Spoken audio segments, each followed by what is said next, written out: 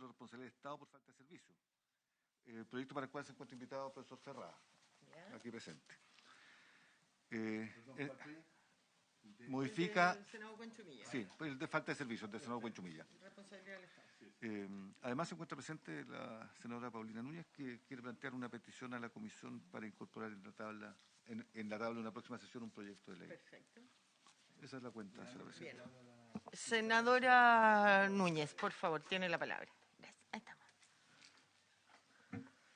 Muchas gracias, presidenta. Saludar también al senador Sandón, que es miembro de esta comisión, a quienes nos acompañan, y he llegado hasta la comisión para poder plantearles lo que a su vez me planteó la Corporación de Pueblos Originarios y Fundación CELMAC.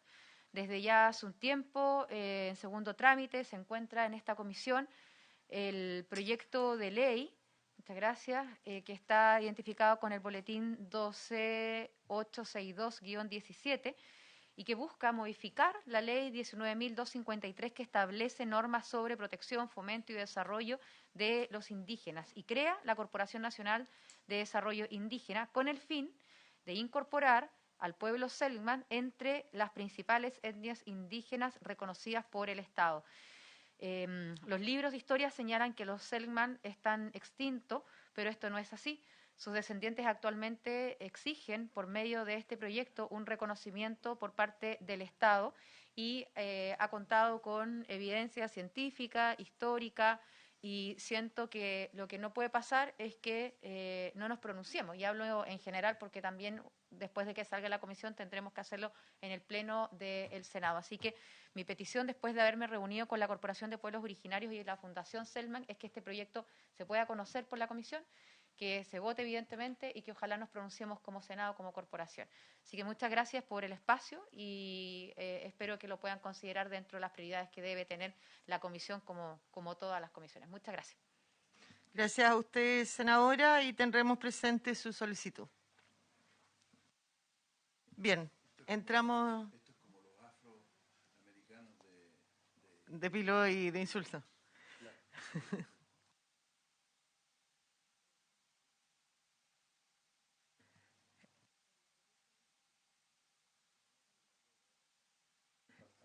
Profesor Ferrada, le damos la bienvenida, le agradecemos su presencia y el micrófono es todo suyo para que por favor nos oriente y nos dé su posición frente al proyecto que estamos conociendo en la comisión. Ahí sí. Muchas gracias, señora presidenta. Por su intermedio, los demás senadores presentes en la comisión. No sé, ¿puedo sacarme esto para exponer? Sí, para hablar, por supuesto. Que es un poco incómodo, la verdad. ¿Quiere un cafecito? No, muchas gracias, muchas gracias, muchas gracias. No, nada, muchas gracias. Almuerzo después, pero ahora no. Bueno, muchas gracias, como decía, por la invitación. La verdad es que yo la semana pasada no pude asistir, no sé si sesionó al final la comisión, yo no pude asistir, envié mis excusas, entonces le agradezco que me haya podido invitar de nuevo para esta semana. Lo primero, decirle a propósito del proyecto de ley, que como ustedes saben es la que modifica la Ley Orgánica Constitucional de Base General de Administración del Estado, tratando de precisar y aclarar algunos puntos sobre la responsabilidad del Estado, sobre los criterios de imputabilidad de la responsabilidad del Estado y la extensión de la responsabilidad del Estado en el derecho chileno. Cuestión que, por cierto, ya como ustedes saben, está regulada en la ley de base general de administración del Estado, pero que ha dado lugar a una serie de discusiones jurisprudenciales y casos a propósito de algunos casos muy emblemáticos sobre responsabilidad del Estado por algún tipo de actividad. Lo primero decirles que me parece que el proyecto, desde mi perspectiva, es un proyecto que está bien orientado, que va en la línea correcta de tratar de aclarar muchos puntos que hoy día se discuten y que generan algunas variaciones en la jurisprudencia que sería bueno ir tratando de cerrar, digamos, o tratar de uniformar la jurisprudencia, que en gran medida la jurisprudencia lo ha hecho, digamos, ha ido uniformando, y si uno ve el informe que envió la Corte Suprema, que está en esta misma comisión, da cuenta de esos criterios más o menos generales que han ido construyendo. Y también la doctrina también ha ido, como bien lo plantea el proyecto, en la moción parlamentaria, va también en la misma línea, es decir, va generándose algún consenso sobre esto. Sin embargo, hay muchos temas que efectivamente generan alguna discusión y el proyecto de ley en ese sentido trata de terminar con algunos de esos temas. Y a mí me gustaría analizar algunos de los puntos que toca, pero también señalar algunos puntos que no toca y que desde mi perspectiva podría ser oportuno también tocarlos en un proyecto de este tipo. Lo primero es que este proyecto define el régimen de responsabilidad del Estado como una responsabilidad anónima. Y anónima no en el sentido que no tenga responsable, sino en el sentido de que no se requiere responsabilidad de un funcionario en concreto, sino que la responsabilidad es del Estado y no del funcionario público en específico.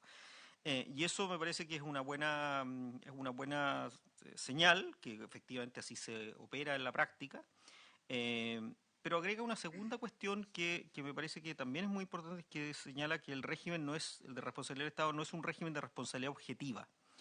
Y esta es una cuestión que ha sido discutida largamente en la jurisprudencia y en la doctrina chilena, pero yo diría que en los últimos, si no me equivoco, 20, 22 años ya está más o menos estable de que es un sistema de responsabilidad por falta y no es un sistema de responsabilidad objetiva. Esto fue un vuelco que dio la jurisprudencia hace 20 años. Responsabilidad por falta. Y no responsabilidad objetiva. Es decir, se requiere para que el Estado responda que hay una falta, una ilicitud, una actividad ilegal de parte del Estado. Antiguamente, algunos sostenían que podía haber responsabilidad del Estado incluso sin falta del Estado, ¿ya? De hecho, cuando yo estudié en la universidad, esa era la tesis que primaba, digamos, en los años 80. Pero esto cambió, como digo, a principios del año 2000, y es importante este cambio y es importante la precisión de este proyecto, porque en realidad el beneficio o la virtud del sistema de responsabilidad por falta es que finalmente lo que hace es plantear que el Estado tiene que actuar correctamente y cuando actúa incorrectamente o ilegalmente, para decirlo en términos más jurídicos, tiene que responder. Pero cuando actúa legalmente, no tiene que responder. Esa es como la distinción básica y eso me parece que es una cuestión bien relevante. Además, el proyecto en este mismo sentido establece que la responsabilidad del Estado es una responsabilidad que no se carga sobre los funcionarios. Y esto es muy importante porque en la medida en que no se carga contra los funcionarios también tienen más tranquilidad para ejercer sus funciones, porque si tuvieran el riesgo de tener que asumir la responsabilidad por los hechos que o no actuarían, o serían muy reticentes a la hora de tomar ciertas decisiones. Entonces me parece que esas dos cosas son temas que efectivamente plantea en un buen contexto. Lo segundo es que sin perjuicio que después que voy a decir que hay un problema efectivamente o deja un problema abierto que en este tema que ya lo voy a ver. Lo segundo es que el régimen de responsabilidad por falta es un régimen que lo establece para toda la administración del Estado. Eso es lo que dice el proyecto. Y esto es importante porque hay alguna discusión jurisprudencial sobre la aplicación de este régimen de responsabilidad a algunos órganos de la administración del Estado, porque la norma que establece la responsabilidad por falta es el artículo 42 de la Ley de Base. Y ese artículo está puesto en un título de la ley, ¿ya?, que no abarca a ciertos órganos, particularmente a las Fuerzas Armadas, Carabineros, que son los casos más emblemáticos, digamos. Y entonces hay toda una discusión si se aplica o no se aplica el sistema de responsabilidad por falta a propósito de estos casos porque están fuera del título donde está esa norma. Bueno, y este artículo, como es una modificación al artículo 14, o incorpora un artículo 14, está en el título primero y entonces en ese sentido se aplicaría a todos los órganos de administración del Estado. Es decir, para todos los órganos de administración del Estado sería el mismo sistema de responsabilidad por falta. Y esto entonces aclara una serie de dudas que hay sobre esta materia, donde donde la Corte Suprema también la ha ido aclarando, pero me parece que esto lo deja bastante más claro. Lo que sí es novedoso, y no digo que esté mal, digo que es novedoso y que habría que mirar si los efectos que esto produce, es que extiende el sistema de responsabilidad por falta incluso a los privados que ejercen funciones públicas, el mismo sistema. Esto, como digo, no digo que está mal, digo que hay sí un error, yo diría, o un problema en la redacción, porque dice que los privados que ejercen funciones públicas, y los privados nunca ejercen funciones públicas. Los privados pueden actuar por algún título habilitante de la administración, pero no ejercen funciones públicas en sentido estricto. Son siempre privados, son personas privadas. El concesionario no ejerce funciones públicas, el concesionario realiza una actividad que le ha sido concesionada por el Estado, pero no es realmente la autoridad pública, ¿ya? Lo mismo que las personas que reciben subvenciones, que realizan actividad del Estado, pero no es parte de la autoridad pública. Sin embargo, el proyecto dice que estos privados que ejercen funciones públicas van a asumir el mismo sistema de responsabilidad. Yo diría, no está mal la idea. Yo diría que quizás la jurisprudencia ha llegado también a criterios similares sobre la base del mismo Código Civil, al establecer la responsabilidad por hecho ajeno o la responsabilidad vicarial, pero no esto es una cierta novedad, digamos, que lo incluya la ley, ¿ya? Podría llegarse a la misma conclusión, pero una cierta novedad.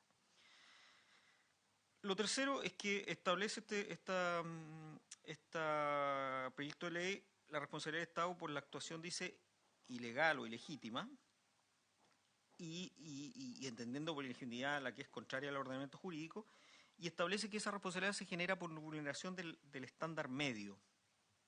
Y eso está bien, porque un estándar tiene que ser un estándar medio normal, digamos, de una persona, como se dice en derecho, de una persona, un buen padre de familia, o la idoneidad media del ciudadano. Sin embargo, el artículo 14 ter del proyecto incorpora 4 circunstancias que también deben ser consideradas, que dice tiempo, lugar, medios técnicos y humanos y previsibilidad del daño. Y me parece esa aclaración, que me parece que está bien, probablemente hay que conectarla mejor en la redacción del proyecto, pero porque está una en un artículo y el otro en otro artículo uno está en el 14 bis y el otro está en el 14 ter, es importante porque no se puede exigir el mismo estándar de responsabilidad a órganos que están en situaciones distintas. Y lo voy a poner un ejemplo. Si una persona llega grave a un establecimiento público, ¿ya? Es distinto que una persona se vaya a atender en el sistema público y tenga todo el tiempo del mundo para hacerle todos los exámenes previos para diagnosticar y saber cuál es la actuación correcta, digamos. O sea, en un caso no hay tiempo, hay que actuar, y en el otro hay todo el tiempo para tomar los exámenes. Entonces, no pueden tener los mismos niveles de responsabilidad. O lo mismo, también volviendo a los temas médicos, no es lo mismo también estar que la persona llega con algún tipo de afección grave a un hospital de alta complejidad, ¿ya? O media complejidad, no sé, al Hospital Sotero del Río, por ejemplo, a que llega a una posta rural, claro, en cualquier zona, digamos. Es distinta la situación. Claro, exactamente. Entonces, me parece que efectivamente deben considerarse circunstancias distintas, tiempo, lugar, como dice el propio proyecto, medios técnicos y humanos. O sea, me parece que eso es razonable. Y eso, o sea, no por ir a un estándar medio, yo voy a olvidar las circunstancias en las cuales se desarrolla la actividad. Entonces, eso me parece que también está bien. Probablemente, como digo, la redacción ahí hay que mirarla un poco. Me parece también que el proyecto avanza en la idea de establecer algunas presunciones de falta de servicio que establece el proyecto, y dice que hay una presunción de falta en casos de graves violaciones de derechos humanos o grave abuso de poder. Abuso de autoridad, dice. Yo prefería decir abuso de poder, en realidad, más que abuso de autoridad. Me parece bien eso de la adecuación de las presunciones. Claro, lo que sí, efectivamente, eso va a generar algunos problemas en la interpretación para identificar en qué casos efectivamente uno está en esas situaciones de gravedad y de abuso de poder. Pero bueno, eso quizás hay que también... eso es muy difícil tratar de llegar a un acuerdo muy claro en eso.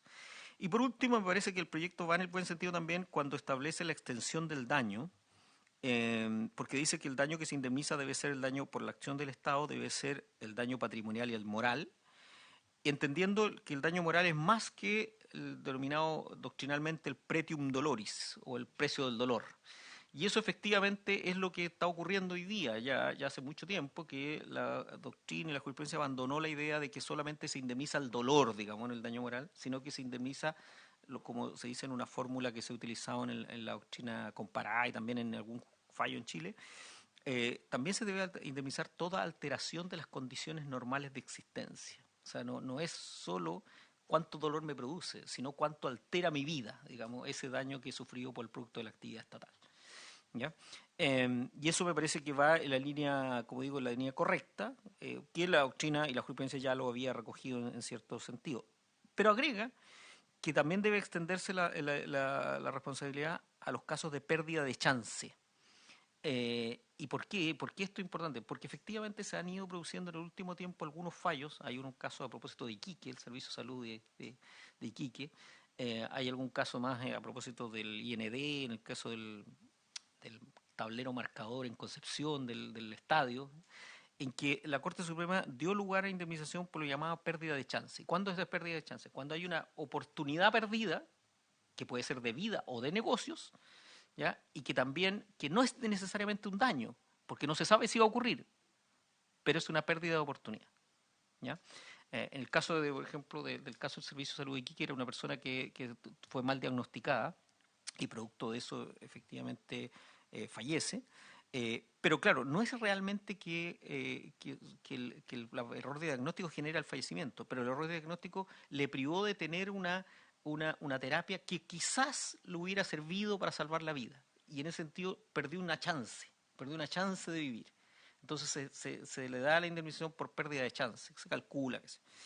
Y en el caso de Concepción, era a propósito de una licitación pública del tablero marcador de goles del Estadio Esterroa Rebolledo, y ahí se dice, mire, se le adjudicó a otra empresa, no a la que realmente había ganado la licitación, o la que debería haber ganado la licitación en realidad, y se dice, bueno, la que perdió tiene derecho a indemnización porque perdió ilegalmente, y le vamos a calcular la indemnización como una pérdida de oportunidad perdida. No es que realmente tuviera tenido un daño, porque no se sabe finalmente si hubiera construido bien el tablero, cuánto le habría salido, las contingencias que habría tenido.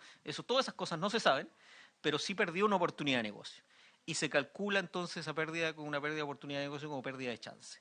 Y en ese caso también se indemniza. Es decir, la Corte Suprema ya lo ha recogido. Quizás lo más complejo sí en ese tema ha sido la fórmula que ha utilizado la Corte Suprema para llegar a la cuantificación del pérdida de chance. Porque ha utilizado un sistema básicamente de un porcentaje del valor de lo ofertado en los casos que se tratan de actividades comerciales. Y lo ha calculado en el 5%. Y eso puede ser mucho o puede ser poco, dependiendo del caso. O sea, piensen ustedes que, por ejemplo, un hospital público, se construye un hospital público, pierde la licitación el oferente, después se declara ilegal la pérdida de licitación, pero ya el hospital se construyó. ¿Cuánto costaba el hospital? Si costó 100.000 millones de pesos, lo que no es tan raro que cueste un hospital, 100.000 millones, el 5% es muchísimo dinero. Entonces la pérdida de chance es altísima. Pero en otros casos puede ser muy bajo, porque se trata... ¿Cuál es la diferencia entre la pérdida de chance que plantea este proyecto y el lucro cesante? Porque el lucro cesante es una pérdida cierta del beneficio obtenido.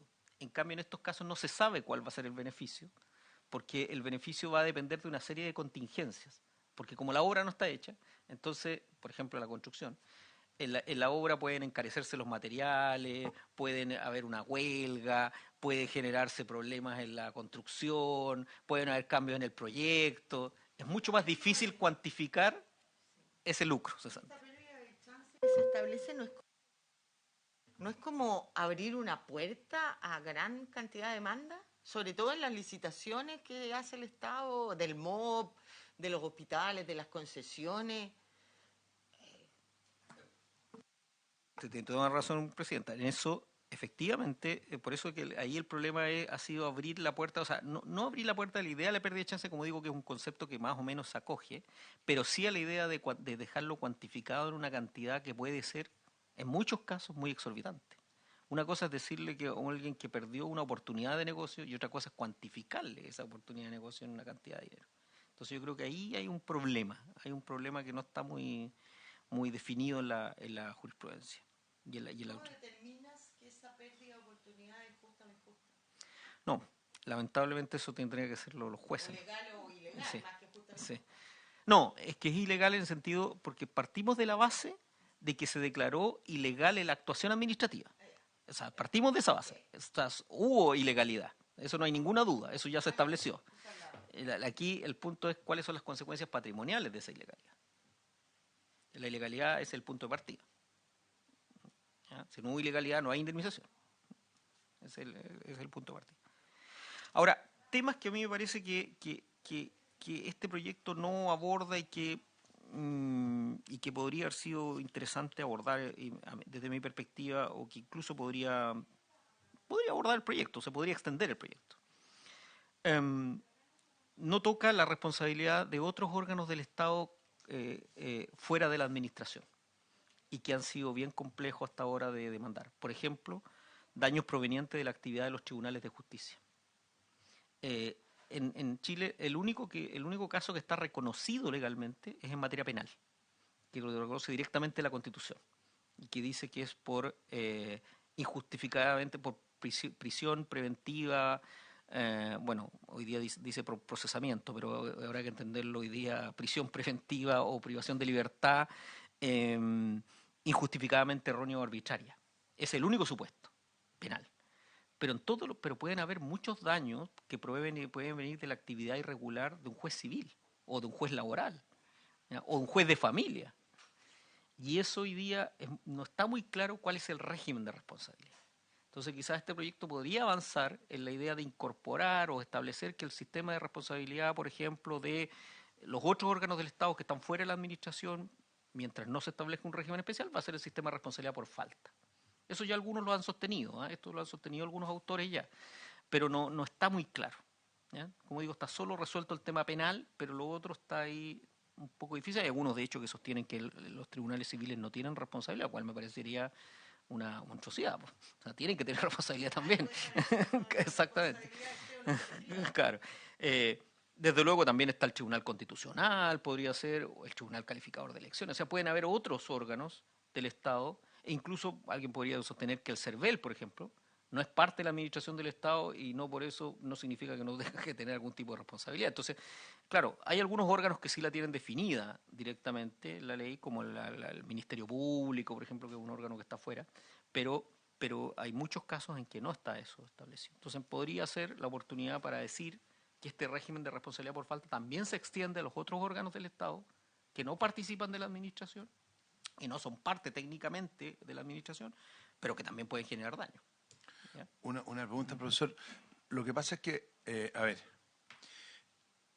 el proyecto tiene cierta lógica, pero yo veo tantas cosas que tiene que pagar el Estado que no sé qué va a hacer el Estado para sustentar, porque o sea, los derechos de comprar tierra, o sea, y en el fondo veo que la responsabilidad al final la paga el Estado de todo. A mí me tocó como alcalde un dictamen de la Corte Suprema en que determinó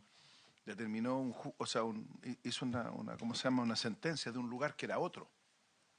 Era otro. O sea, como que usted me dijera aquí y eran 5 kilómetros, tenían nada que ver y nos hizo, y eso causó bastante daño y tuvimos que morir pollo nomás porque la Corte Suprema, pero aquí a mí lo que me preocupa de todo este proceso es que la responsabilidad siempre es del Estado y no de quien ejecuta las cosas. Entonces, la irresponsabilidad de, no sé, de no haber estudiado eso, el que sea, esto va a producir, por algún lado, un costo que yo no sé. Pues, esto usted tendría un presupuesto especial dentro del presupuesto general de la Nación, no tengo idea, porque si no, este país no sé dónde va a sacar plata. Pues. Porque si ahora si hay que responder por todo, es una locura esta cuestión. O sea, partiendo porque los médicos o la gente en salud va a hacer todo lo imposible para hacer lo menos posible para no arriesgarse. Pues es como en los municipios había antiguamente un refrán interno que decía: quien nada hace, nada teme. Mi duda, no sé si terminó, profesor. No. Para que le hagamos... termine y ahí... Sí. Sí, pero a propósito de lo que decía el senador, a ver, el régimen de responsabilidad por falta supone siempre que parto de que el acto es ilegal. O sea, no todo daño es indemnizable. Nosotros todos los días, no todos nosotros todos los días sufrimos un daño, que puede ser, pero es un daño lícito. Por ejemplo, cuando la administración nos prohíbe estacionar y tenemos que ir a estacionar a otra parte, a un sector y pagar, nos genera un daño, pero es lícito porque está regulado por el Estado. O cuando nos dice que se prohíbe, por ejemplo, cambia el plan regulador y se prohíbe construir en determinada zona y parte de esa zona es un terreno nuestro, también nos genera un daño, pero es un daño lícito, porque la administración tomó la decisión, sí que efectivamente lo tomó de acuerdo a las reglas que están en el ordenamiento jurídico. Por lo tanto, no todo daño efectivamente se indemniza, sino solo los ilícitos. Ahora, dentro de esos daños ilícitos, hay un problema a propósito, y eso es uno de los temas que iba a decir, a propósito de los actos administrativos formales. ¿En qué sentido? Que cuando la administración actúa, todos los días la administración dicta resoluciones, decretos, actos, todos los días. Adjudica licitaciones, nombra personas, resuelve reclamos, todos los días la administración actúa. Y muchas de esas decisiones que toma la administración, algunas de ellas son impugnables ante la Contraloría o ante los tribunales de justicia. Y la Contraloría o los tribunales en algunas ocasiones dice que esas actividades son que la administración se equivocó, que actuó irregularmente y obliga a la administración a corregir. Por ejemplo, un alcalde toma una decisión, dispuso la demolición de una casa, producto que está en condiciones que no puede ser así, y de acuerdo a la ley general de urbanismo y construcción le permite tomar esa decisión, ¿ya? Demoler. Pero después se toma la municipalidad, o sea, los tribunales dicen que ese acto de demolición fue irregular, ilegal. ¿Ya? Supongamos que no se ha ejecutado todavía, la casa todavía está en pie, digamos, no se ha demolido. Fue irregular. Ese criterio que estableció el tribunal le da derecho a la persona que era dueña de la propiedad y que tuvo que litigar contra la administración, ¿le da derecho a pedir indemnización? Hay algunos que creen que sí, ¿ya? Que siempre que la actuación de la administración fue irregular y así lo estableció un tribunal, da derecho a indemnización. Yo soy de la tesis de que no, y así lo he escrito, digamos, de que solo las irregularidades formales, cuando son de interpretaciones de normas, porque son interpretaciones de normas legales, donde ustedes saben que habiendo dos abogados hay tres interpretaciones, 4. Entonces, siempre que hay interpretaciones diferentes, pero son interpretaciones razonables, no se puede pedir en esos casos indemnización, porque si no se abre el espacio. Imagínense, todos los días se impugnan actos de la administración y todos los días los tribunales declaran algún acto ilegal, porque evidentemente los jueces pueden tener opiniones distintas que del abogado, del servicio, del órgano administrativo. Entonces, en esos casos, yo por lo menos sostengo que en esos casos no debería darse lugar a indemnización, salvo que la interpretación del tribunal la califique como no razonable o abusiva. ¿Ya? Claro, cuando no hay esa interpretación no cabía dentro de la interpretación razonable, hay arbitrariedad de la administración. Y en esos casos, evidentemente, tiene que pagar porque ha sido arbitrario en su interpretación. Y por otro lado, hay casos de responsabilidad del Estado en que yo creo que sí deben ser de cargo del funcionario público. ¿En qué caso? En que los casos en que la propia los tribunales o la Contraloría le ha dicho a la administración que eso no lo puede hacer, no puede hacer tal cosa, y el funcionario persistente lo hace, y eso le genera un daño a la administración. Bueno, en esos casos yo creo que efectivamente ahí la responsabilidad no puede ser de la administración, tiene que ser del funcionario, porque le avisaron que no se podía hacer. Entonces, en esos casos yo diría, la responsabilidad es del Estado, sí, porque le genera un daño a esa persona, pero el Estado tiene derecho a repetir en contra del funcionario. Y ese es un tema que en Chile ha sido poco desarrollado. No hay norma, de hecho hay una norma muy general que dice tendrá derecho a repetición, pero no dice cuál es el procedimiento, en qué caso, no dice nada. La responsabilidad administrativa, el sumario administrativo y los juicios de cuenta. Claro, pero por ejemplo, mire, le voy a plantear un ejemplo que yo, por ejemplo, se lo planteé alguna vez al Contralor. Claro. Por ejemplo, fíjese, se ha dicho hasta el cansancio que no se puede terminar, y yo creo que este año probablemente va a ocurrir de nuevo, porque esto se produce siempre en los cambios de gobierno, que no se puede terminar las contratas sin, claro, porque hay confianza legítima. Y por lo tanto se le ha dicho a la Administración que solo en casos extremos bien fundamentados se puede terminar la contrata. ¿Ya? En los otros casos, si termina la contrata en forma abrupta, sin justificación suficiente, lo que va a ocurrir es que el tribunal o la Contraloría le va a declarar ilegal el término de la contrata, va a obligar a reincorporar a ese funcionario y le va a obligar a pagar todas las remuneraciones del tiempo intermedio, que puede ser 1 año, 2, es mucho dinero eso. Efectivamente, en esos casos, bueno, pero nunca se ha hecho un juicio de cuenta a los funcionarios, a los jefes de servicio. ¿Y por qué? Porque siempre se dice, bueno, pero que tomó una decisión que puede ser razonable. Entonces, yo diría, en esos casos, si la administración está advertida de que eso es irregular, tiene que... Claro, claro. Entonces, bueno, el Congreso, la única forma, a través de la acusación constitucional, la única fórmula es. Entonces, ahí esos casos yo creo que efectivamente es necesario establecer la responsabilidad. Y por último, para ir terminando, yo creo que hay un tema que tampoco toca este proyecto que me parece que podría tocar, que es el tema de la prescripción, que es un tema siempre que ha sido muy discutido en materia de responsabilidad del Estado. La jurisprudencia de la Corte Suprema más o menos es uniforme en el sentido de decir que la responsabilidad del Estado tiene un plazo de prescripción que es de 4 años, que es el plazo general de prescripción que se utiliza también en la responsabilidad civil extracontractual. Y es 4 años contados desde que se produjo el daño. ¿Ya? No necesariamente cuando se produjo el acto, porque entre el acto y el daño puede haber una diferencia muy relevante de tiempo. Sin embargo, también ha dicho que son imprescriptibles los daños provenientes de los casos de violaciones de derechos humanos. Y en esos casos entonces ha permitido la indemnización después de muchísimos años, 10, 20 o 30 años después de haberse producido el daño.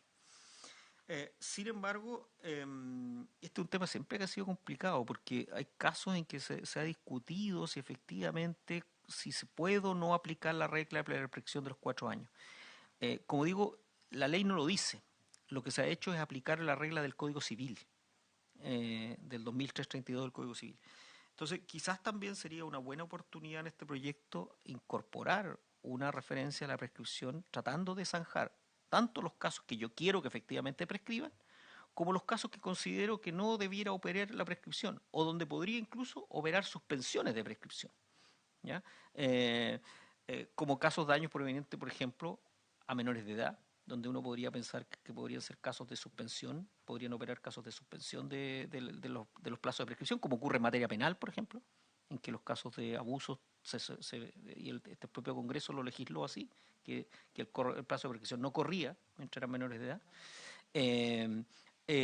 O casos de que uno considere de especial gravedad en que no debería haber plazo de prescripción, considerando el impacto, la gravedad o el tipo de vulneración a derechos que ha significado esa actividad. Eso también es una cuestión que yo creo que es posible de legislar y que el proyecto podría ayudar, y ayudar en el sentido que plantea el mismo proyecto, que es tratar de establecer ciertos criterios que para que la jurisprudencia vaya cerrando de alguna manera las discrepancias que hay en los tribunales de justicia. Yo creo que lo peor de cara al ciudadano, eso yo estoy absolutamente convencido, es cuando recibe respuestas distintas de los tribunales de justicia. Yo diría que porque eso genera la idea de desigualdad, que en un caso se acoge una demanda y en otro no, y son los mismos hechos. Esos son casos muy graves. Entonces yo creo que cualquier cosa que ayude a ir uniformando los criterios de los tribunales de justicia, yo diría que ayuda, digamos, en la consolidación de alguna manera del Estado de Derecho y de la paz social. Y por último, un comentario a propósito de lo que decía el senador Sandón. A propósito del problema del erario público y de los casos de indemnización. Yo creo que hasta ahora ha sido muy, en general, los tribunales han sido bastante medidos a la hora de establecer los daños y la responsabilidad, salvo algunas excepciones. A mí me parece que han habido casos que son un poco escandalosos, pero en general yo diría que ha sido medido, primero en establecer la responsabilidad del Estado y en las indemnizaciones que se han otorgado. Pero claro, también hay que tener en cuenta y ahí yo le encuentro toda la razón, cuando efectivamente se generan expectativas de satisfacción de una serie de derechos por parte del Estado y el Estado no los pueda cumplir. Y ahí yo me imagino que el senador Sondón está pensando en lo que plantea el proyecto de nueva constitución. Y ahí, claro, es un problema. Es un problema. Cuando yo garantizo derechos o planteo que hay derechos de los ciudadanos y esos derechos no van a poder ser cumplidos, por supuesto que abro la opción de la demanda contra el Estado. Eso es un riesgo. Y por eso tengo que tener muy cuidadoso en los casos en que yo voy garantizando derechos, porque en la medida en que yo los garantizo, tengo que ser capaz de cumplirlos. Si no, no los garantizo. Por su intermedio, al profesor, primero agradecerle la explicación, pero voy a dar una opinión para su pregunta. Yo creo que, no sé, Chile no está en condiciones de arriesgarse a abrir de nuevo otros ámbitos de indemnizaciones, porque uno de los problemas que yo siempre he visto, yo no soy abogado, pero claramente no hay ninguna relación entre cuando una corte determina indemnización como quién lo paga. Es como que lo pagara Moya. Mire, el Estado tiene que pagar tanto. Ay, no tiene ni idea de dónde van a sacar la plata, la tengan o no la tengan. Por lo tanto, ¿usted cree... A ver, como lo digo, bueno, ¿usted cree que este proyecto es atingente y es necesario? Porque mi impresión es que hoy día lo que tiene nuestro país para la realidad es suficiente. Ahondar en esto y abrir más el abanico no será muy peligroso. O sea, porque claramente nosotros como legisladores tenemos que ser súper responsables de la legislación y del tiempo que cualquier país vive, digamos. Entonces no es llegar y... No sé, nosotros podríamos legislar y decir, oye, ¿sabéis que se prohíben todas las centrales a carbón en 2 meses más? Y es ley y es válida, digamos, pero dejamos sin electricidad a la mitad de Chile. Entonces, este proyecto de ley puede traer un problema financiero tremendo. ¿Para qué decir la nueva constitución? Esa es inaplicable porque yo le puedo decir que el 95% de las personas que se atienden en el sistema público deberían tener indemnización. Así que son varios millones, más de 10 millones de personas que podrían recibir indemnización. Pero hoy día, lo que estamos viviendo, es necesario ampliar, es tan deficiente el sistema que tenemos que sea necesario un proyecto como este, que puede ser muy popular para la gente, claro, pero después la cuenta la paga, no sé quién la va a pagar. Yo le voy a hacer mis consultas, si se las hacemos todas, para darle el tiempo. A ver, yo entiendo el proyecto de manera distinta que el senador Osandón. Eso es raro. Pero comparto con él, no logro convencerme que haya que innovar. Creo que la jurisprudencia, como usted bien señalaba, profesor, se ha ido uniformando y ha resuelto de manera correcta la falta de servicio y la responsabilidad del Estado. Por lo tanto, yo creo que es peligroso un proyecto de esta naturaleza en que se fijen estándares y de alguna... es como...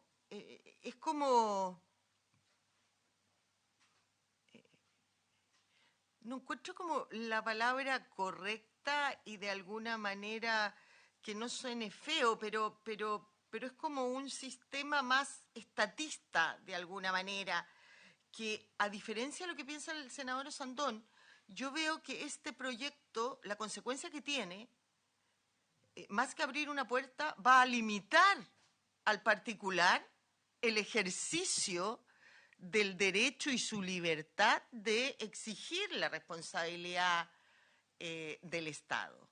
Y yo no comparto eso. Menos aún cuando la jurisprudencia es uniforme y ha funcionado correctamente. Creo, usted decía, no está claro, hay discusiones de si se aplica la Fuerza Armada o no, y a Carabineros, a Carabineros claramente hay fallos bastante recientes de la Corte que se lo aplica, sobre todo en la Araucanía, en delitos de abigeato, ¿no es cierto?, ha aplicado la responsabilidad del Estado. Deja fuera también toda la falta de servicio por omisión, que creo que es una de las grandes responsabilidades del Estado. Más que por dictar en el ejercicio de sus funciones, se genera mucha responsabilidad del Estado por omisiones del Estado, por dejar de hacer más que por hacer y equivocarse. Me preocupan las presunciones. Yo creo que el senador Huanchumilla, claro, habla de los derechos humanos, pero esta presunción de abuso de poder,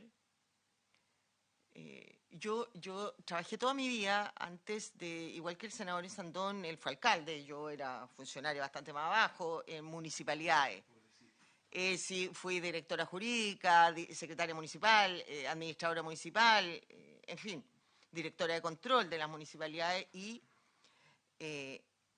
siempre las municipalidades, después fui intendenta, y las municipalidades y los servicios públicos tienen mucho problema, no con todos, pero sí con los inspectores municipales, con los fiscalizadores públicos, ahí hay un gran abuso de poder que puede darse y ahí sí vas a tener un problema. A mí me preocupan mucho las presunciones legales.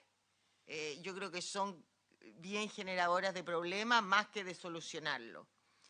Y finalmente creo que la Contraloría también genera muchos problemas, muchas veces casi llegando a ser arbitraria, y le ha generado, como usted bien lo señalaba, muchos problemas al Estado. Y responsabilidades al Estado que nadie, usted decía al Congreso, sí, pero, por ejemplo,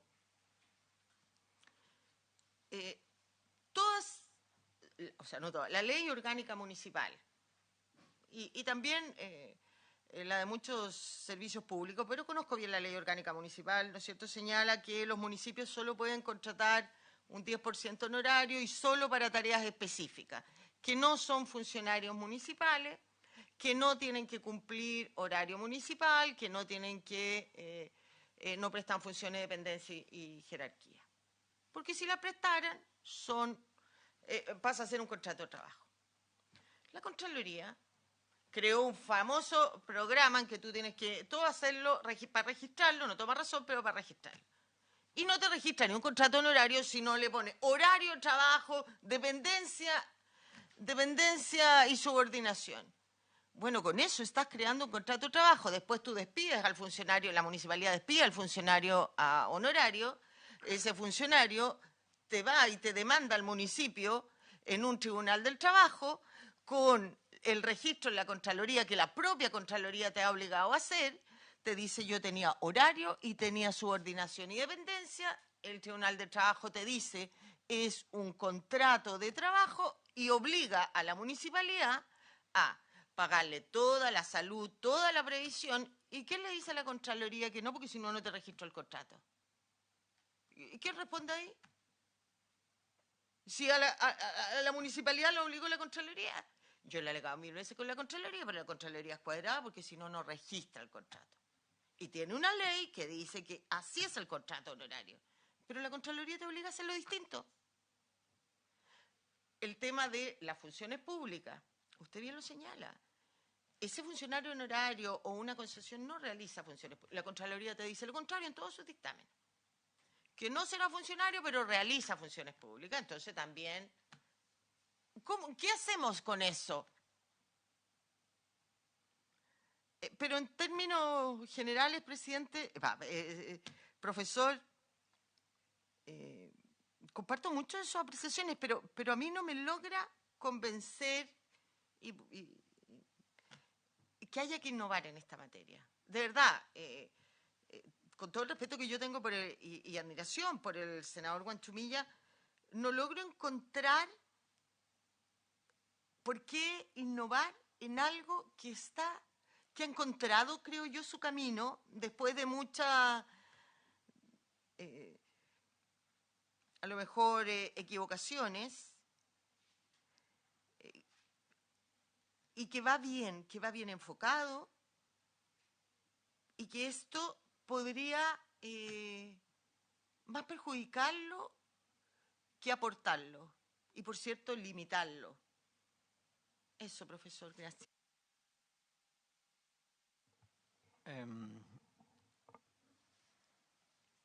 A ver, voy a tratar de contestar todas las interrogantes.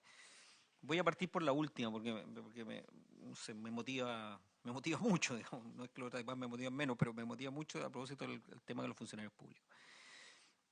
Yo creo que efectivamente en el tema de los funcionarios públicos tenemos un problema muy serio que no hemos logrado resolver y que yo creo que quien está llamado a resolverlo es el Parlamento. Porque tenemos un problema de interpretación de las normas legales que le ha generado muchísimos costos al Estado.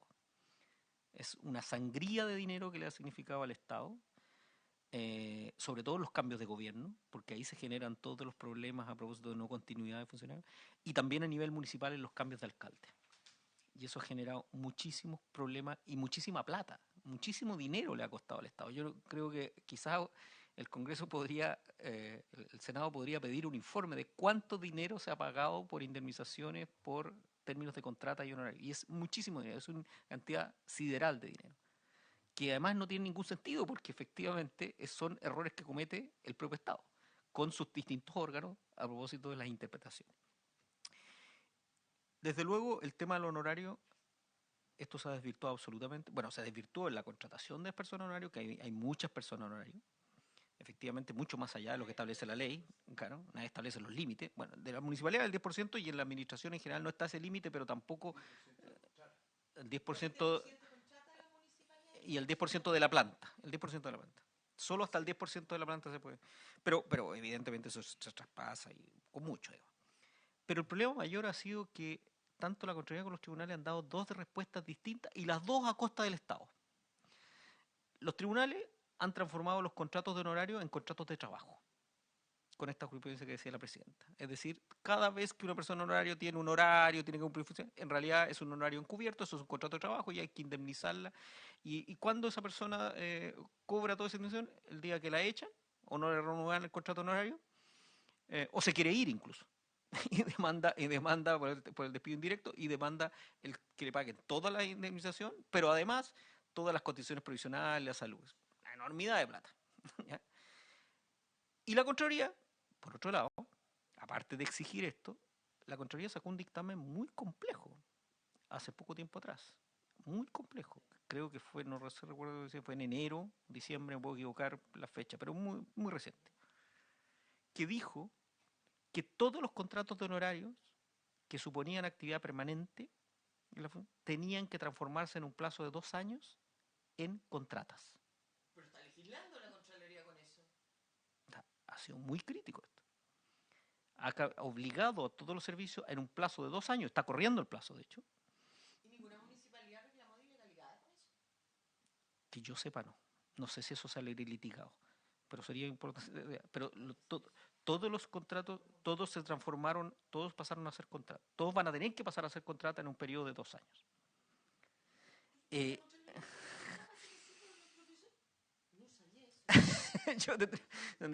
Podríamos conseguir el dictamen, el número yo no lo tengo a la mano, pero yo encantado. Sí, es un dictamen que cambia todo. Entonces, ha sido un tema bien complejo. Este es un tema que está ocurriendo actualmente, que está transformando los honorarios en contratos. Pero ese es un tema. Y el problema con las contratas es otro.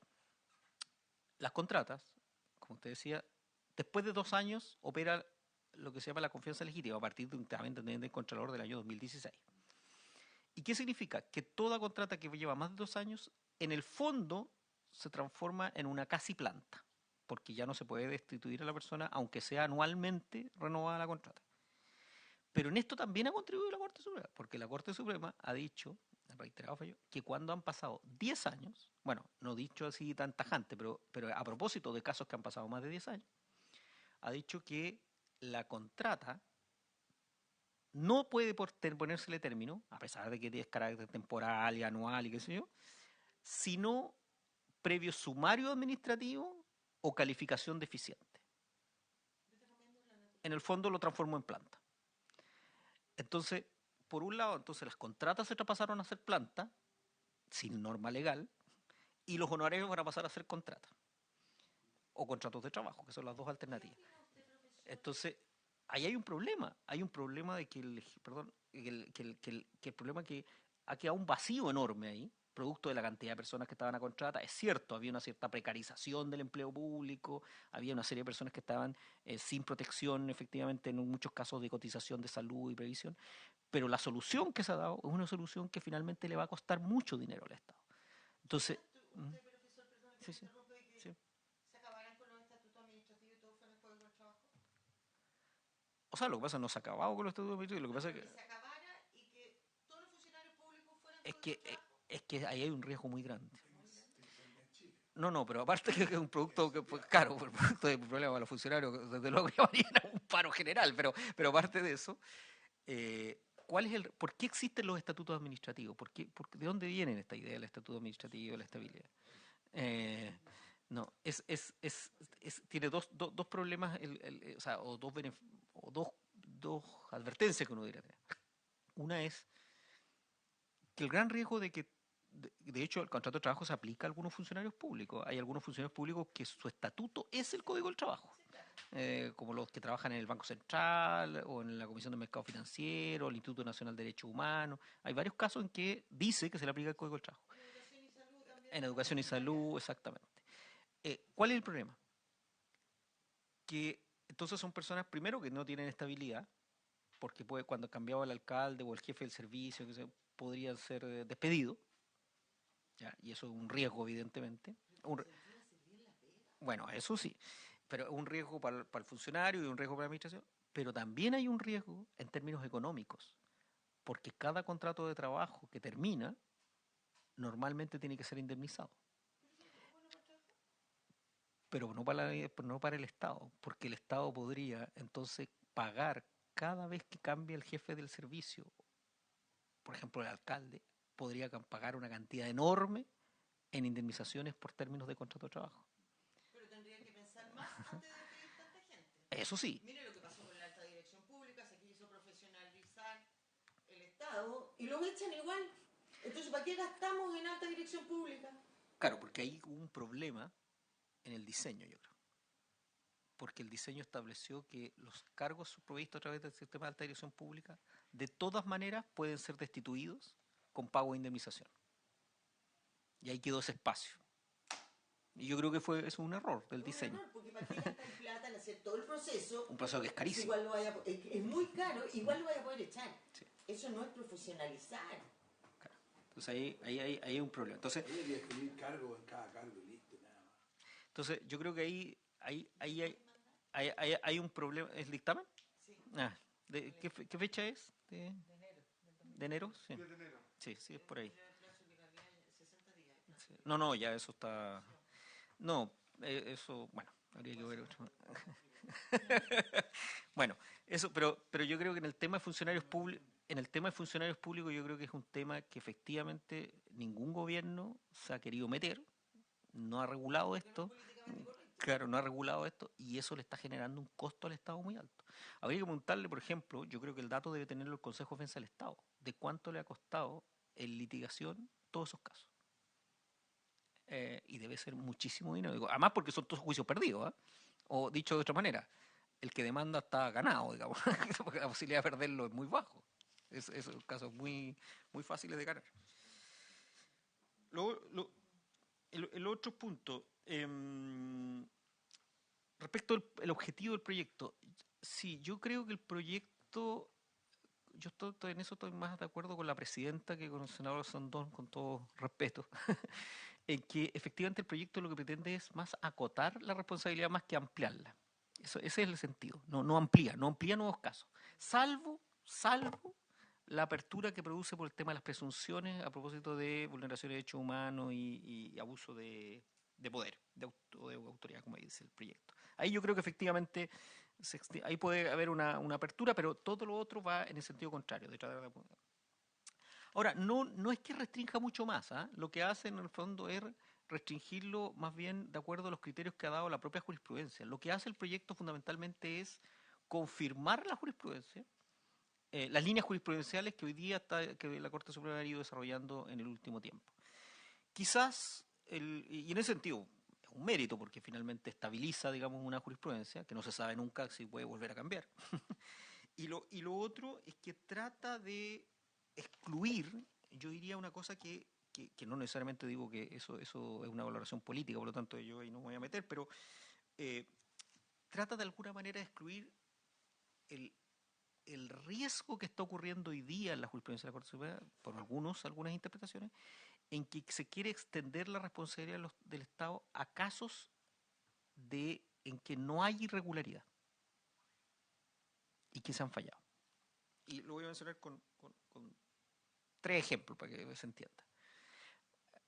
A propósito que los senadores aquí han trabajado en el ámbito municipal. Uno de los casos más frecuentes de demandas a las municipalidades por responsabilidad es por el mal estado de la vía pública, por los accidentes que se produzcan por el mal estado de la vía pública, sea en las calzadas o en las aceras. La típica persona que se cae en la vereda porque no estaba, qué sé yo, tenía un hoyo, se cayó y se fracturó y demandó al Estado. Bueno, hasta ahora la interpretación que se dio es que la municipalidad debe responder patrimonialmente por esos daños en la medida en que no tomó ciertas medidas respecto de ese mal estado de la vía pública. Por ejemplo, exactamente, puso unas winchas, claro, puso algún elemento ahí, advirtió de que no Pero modificamos la ley y ahora la municipalidad a cierto nivel de... Pero más que reparar, es advertir, tiene que haber advertido. es advertir, para que no. Bueno, hay algunos que piensan, y de hecho se plantearon casos y se ganaron algunos casos así, que la municipalidad debe responder aunque haya puesto la advertencia. ¿Por qué? Porque finalmente la ley no dice, la ley de municipalidades, perdón, está la ley del tránsito, que no dice que deba deberse a una irregularidad de la municipalidad, sino que simplemente se responde por el mal estado de la vía pública. Claro, la falta de servicio sería el mal estado de la vía pública, no una actuación poco diligente. Entonces pasaron muchos casos, sobre todo en las ciudades donde el terremoto del 2010 afectó toda la infraestructura pública, en donde evidentemente el mal estado de la vía pública era evidente. Si no, o sea, fíjense ustedes en la comuna de Talcahuano. O sea, el estado en que quedó la infraestructura pública, evidentemente que había mal estado público. Por lo tanto, no podía haberle puesto el alcalde de la ciudad una cinta a toda la ciudad. Entonces, cualquier accidente que se producía por ese mal estado de la vía pública daba lugar a la demanda. Y hubo muchísimas demandas contra la municipalidad de Talcahuano en ese caso por el mal estado de la vía pública. Por eso. Entonces esos son casos que yo creo que... Un segundo caso, a propósito que el que me mandaba la presidenta, que es el tema del abigeato. Fíjense que el caso del abigeato es un caso bien interesante porque se demanda al Estado porque llegan unos carabineros, según los antecedentes que están en la sentencia. Yo no sé, yo no conozco el caso profundamente, salvo lo que aparece en la sentencia. Debería que conocer el expediente completo, probablemente para conocer más. Pero se demanda al Estado porque Carabineros recibe una denuncia de que le han robado unos animales a una persona y que esos animales estarían en un fondo, en un lugar determinado.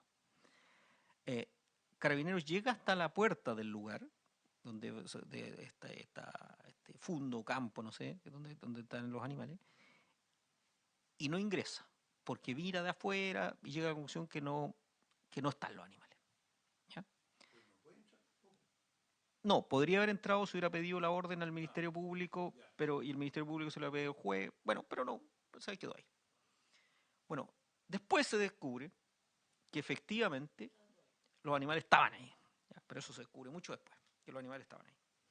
Y entonces se demanda al Estado por esta acción, por la no acción, porque Carabineros no ingresa, digamos, cuando debió ingresar en este caso, o debiera ingresar.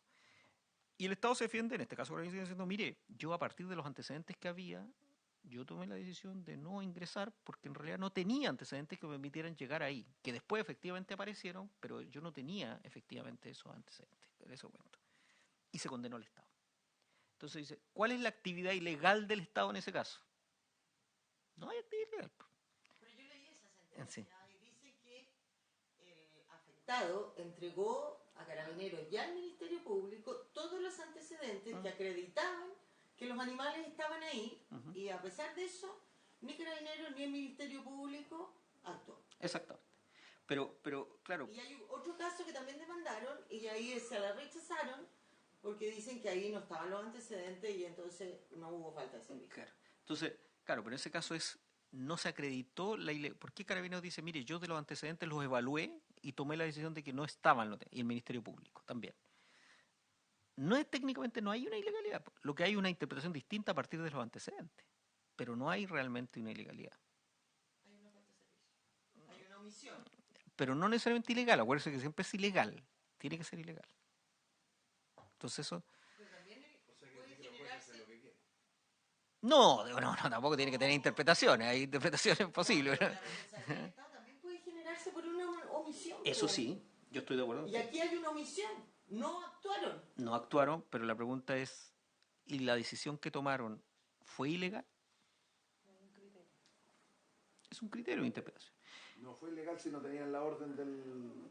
Puede haber sido negligente, pero si no tenían la orden del... Claro, porque el Ministerio Público ponderó, el Ministerio Público dijo, ¿puede haber responsabilidad del Ministerio Público? Puede, sí, puede ser, pero eso sería ya el Ministerio Público. Entonces, como digo, mire, y el caso yo diría más probablemente, pero que es humanamente también muy complejo, pero para que vean los casos, es el caso Lusinger-Mackay. Porque en el caso Lusinger-Mackay no hay ninguna duda que los que cometieron el acto ilícito no fue el Estado. Fueron las personas que asesinaron e incendiaron la casa, digamos, de la familia Lusinger-Mackay y que asesinaron al señor y la señora, digamos, que son dueños de casa. Y finalmente el Estado terminó pagando, no los que cometieron el ilícito. Entonces la pregunta es, ¿por qué el Estado pagó una indemnización? Por la falta de servicio. ¿Y en qué? Ya. Con este proyecto, si fuera ley, no se podría haber indemnizado a la familia Lucho. Depende. Entonces, ¿por qué? Porque lo que pasa es que en ese caso uno diría, a ver, ¿y qué debería haber hecho el Estado? Dar garantías de seguridad pública en el lugar. Ya. ¿Tendría que indemnizar a todos los que asesinan? El problema es ese. No, el problema es que... ¿Pero por qué? El problema es precisamente determinar las circunstancias en las cuales el Estado tiene la obligación, porque resulta que el Estado tiene deber de seguridad con todos los ciudadanos. En una calle solo, oscuro, y me pegan un tiro. Claro, tú te expusiste, Sí. pero la familia estaba en su casa, Claro, lo que pasa durmiendo. es que... Sí. O sea, en cambio, si tú vas, Sí, pero andas a las 12 de la noche en una calle oscura... La policía no puede estar en la casa, ha sido una propiedad privada en la mitad. No, pero habían amenazado, ellos habían hecho las denuncias, ya habían intentado. Sí, pero hay dos datos bien interesantes en ese caso. Primero, las medidas de seguridad que el Estado había provisto en eso. Ellos tenían orden de protección. Sí, y ellos lo habían rechazado. Ellos no querían carabineros dentro de su No, dentro no, pero podrían haber estado fuera. Bueno, pero Carabineros dice que hizo las rondas, que así como hace las rondas respecto de eso, hace las rondas respecto de otros. Claro, pero ahí finalmente... Es evidente que si no dejan entrar a la casa... No, a la casa no, sí. pero orden de protección afuera de la casa. Ellos no querían gente adentro de su casa, pero tenían la orden de protección para estar afuera. Sí, Bueno, es una cuestión que... pero por eso, pero ahí en esos casos no está claro que, lo que yo quiero decir es que en esos casos uno podría decir, bueno, ¿en qué caso entonces la omisión genera responsabilidad? Porque finalmente cada vez que nosotros sufrimos un daño, uno podría finalmente imputarle la omisión, podría decirlo así, o la inactividad al Estado. Porque finalmente el Estado no hizo algo. No hizo algo. El problema es que el Estado no tiene un deber de seguridad total. Siempre tiene que haber un grado de riesgo, y ese riesgo tiene que ser asumido por cada uno de nosotros, porque no podemos tener seguridad de que el Estado. Entonces, yo diría que hay casos en que la Corte Suprema ese riesgo lo ha instalado para ciertos casos y no ha quedado claro en qué casos sí y en qué casos no existe el riesgo. ¿Ya? Pensemos en los casos de manifestaciones públicas, daños por manifestaciones públicas, que es un caso bien complejo, que es el caso de Carabineros. Si una persona desarrolla una cierta actividad manifestándose, qué sé yo, ¿ya? Y esa persona sufre un daño, ¿ya?, en esa manifestación, ¿tenemos que acreditar que el Estado en esos casos actúe ilegalmente, por ejemplo, reprimiendo esa manifestación? ¿O basta que la persona sufra un daño? Da lo mismo que cómo actuó y quién actuó. Sería lógico que hubiera acreditado, porque ella se expuso al daño. Exactamente. Pero hoy día hay hasta leyes para pagarle al tiro sin ninguna acreditación de nada, Bueno, porque se convirtió en un tema político. Exactamente. Entonces, yo diría que en esos temas lo que hace este proyecto es tratar de acotar, pero yo creo que efectivamente se queda corto en esas cosas, en esas precisiones. Porque yo creo que efectivamente lo que hay hoy día es el peligro normal, es transferir al Estado la responsabilidad de todas las actividades u omisiones que realiza. Como le decía, por ejemplo, en los casos de prestaciones, esto es mucho más grave. Porque cuando yo garantizo prestaciones y no las cumplo, o yo declaro, no es que las garantizo, declaro prestaciones, pero en realidad no las voy a cumplir, bueno, lo que yo estoy generando es responsabilidad por omisión. Y es imposible cumplir. Imposible. Y entonces yo creo que ahí hay un problema que se está ahí dando vuelta, y yo creo que la Corte, como digo, la Corte Suprema, ha planteado algunos casos en que de alguna manera empieza a reconocer esos casos. Y eso yo diría hay que tener cuidado, porque yo creo que efectivamente no se puede, yo estoy de acuerdo con usted, no se puede abrir todos los supuestos de responsabilidad del Estado por omisión. Porque según lo que gaste, claro. No, yo creo. En el fondo ahí está también la separación de los poderes, Claro. los fiscalizadores. No, pero yo diría que ahí hay que. Ahora, ahí yo creo que hay un problema efectivamente. Y donde el problema que todavía yo creo que está comenzando, que hay pocos casos. Pero yo diría que hoy día es posible detectar casos en que la Corte Suprema ha dado lugar a responsabilidad sin acreditar ilegalidad. Y eso es complejo. Muy claro ha sido, profesor. Muchas gracias por esta conversación que nos ha servido mucho. No, pues nada. ¿Senador, tiene alguna otra duda? No, ninguna.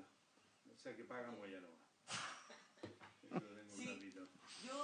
Si pudiera abusar de su confianza, si usted nos pudiera hacer llegar una minuta con todo lo que nos expuso a la Secretaría, se lo agradecería una enormidad.